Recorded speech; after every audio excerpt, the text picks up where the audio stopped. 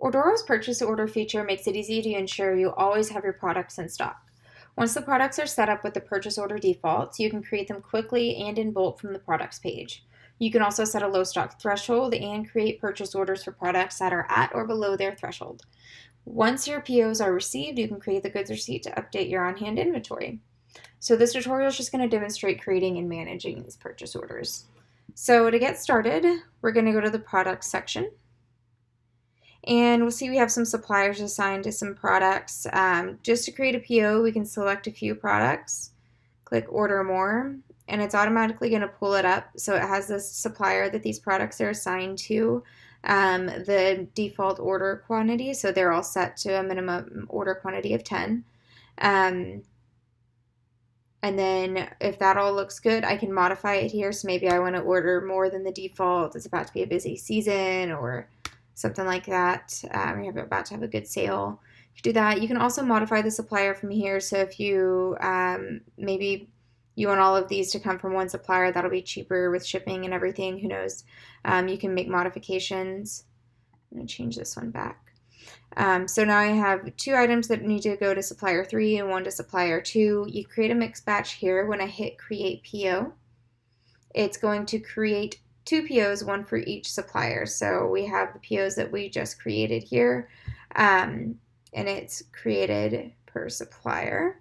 So once we go into a PO, we can see, okay, here are the 2 items that were ordered, and now I'm going to, I can go ahead and send it. I can preview this purchase order, what it's going to look like for the supplier.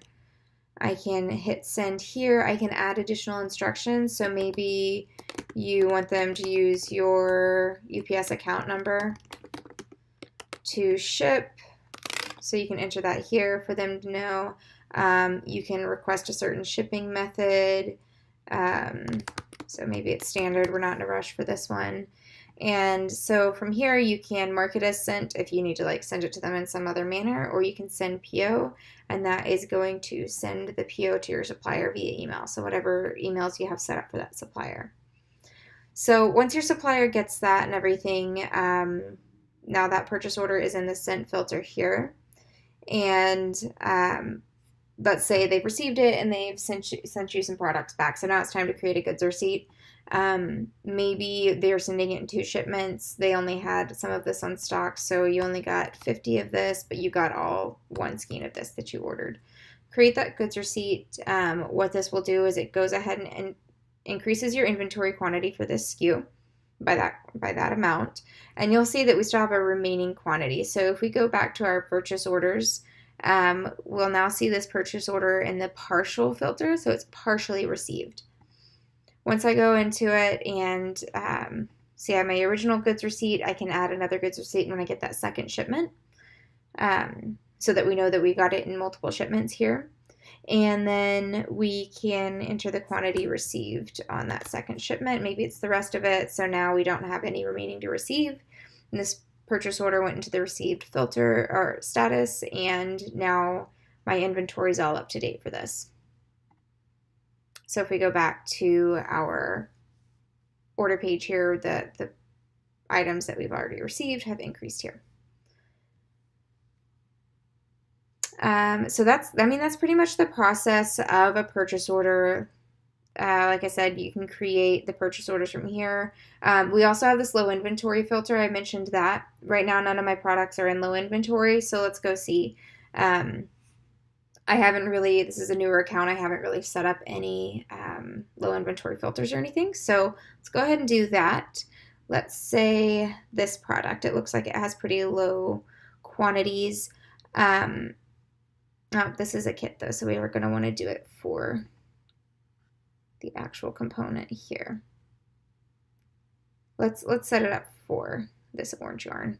Looks like I only have 12 in stock, so if I take a look here, I have 4 in this warehouse and 8 in this warehouse. So maybe 5 is my low stock threshold. So I'm going to go into this yarn and I want to know that when this physical on hand gets to 5, I want to go ahead and reorder. So I'm going to set instead of 1 here in low stock threshold, I'll set it as 5. It defaults as 1 for all products, so when they hit 1, they'll move to the low inventory filter. But now that I have 4 of this on hand and the low stock threshold is 5, if I go into my low inventory filter, we'll see I have this here. So I can go ahead and get everything from my low inventory filter and order more.